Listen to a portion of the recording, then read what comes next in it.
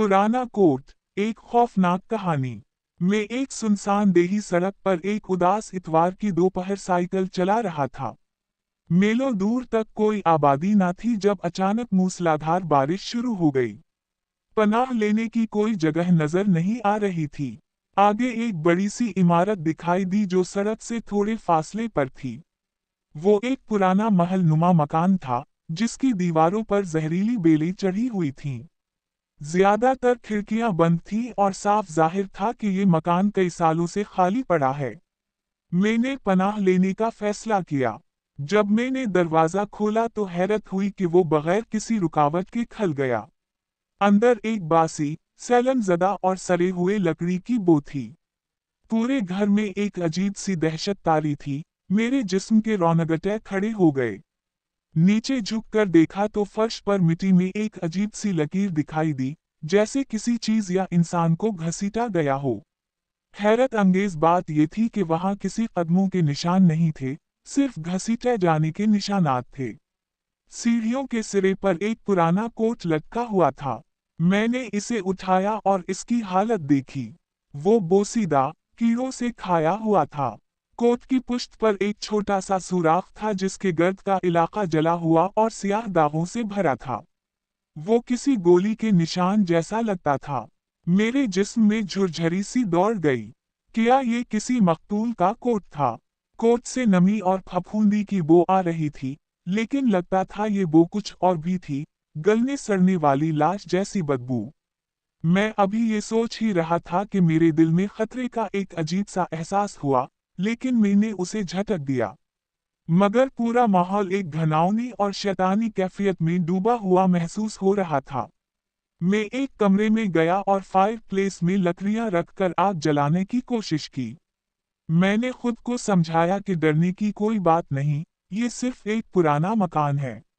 बारिश में भीगने से तो बेहतर है।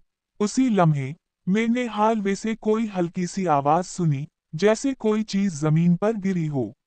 मैं फौरन चौंक गया और कान लगाकर सुनने लगा। मजीद कोई आवाज नहीं आई।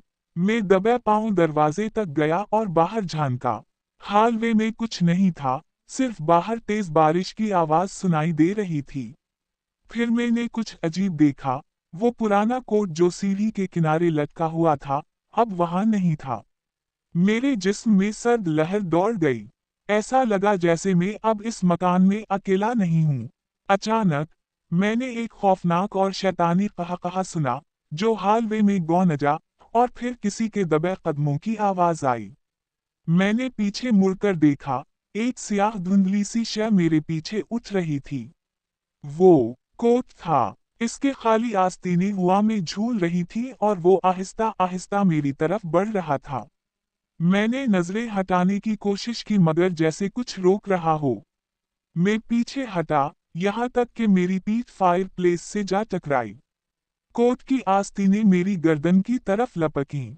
मैंने फौरन फायर प्लेस से लोहे की राड उठाई और पूरी कुव्वत से इस शय पर वार किया।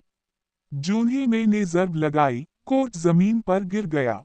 मैं कमरे से भागा और तेजी से बाहर की तरफ दौड़ा। दरवाजे से निकलते हुए मैंने पीछे मुड़कर देखा। सीढ़ियों पर वो सियाह कोट पड़ा था, जैसे मुझे जाते हुए घूर रहा हो। मैं बगैर रुके दौड़ता रहा यहाँ तक कि एक देही पब तक पहुंचा, जो सड़क के किनारे वाक़ था। मैंने अपने आसाब को संभालने के लिए एक मशरूब मंगवाया और एहतियात से मालिक से पूछा, क्या वो वीरान मकान आपको मालूम है? कुछ देर बाद उसने बताया कि वो मकान एक साबिका फौजी स्टाफ सार्जेंट का था। लोग कहते थे कि वो निहायत सफ़ाक और बेरहम इंसान था। इसने अपनी बीवी को कत्ल किया और हर जानदार को अजियत दी, यहाँ तक कि अपनी बेटियों को भी नहीं बख्शा।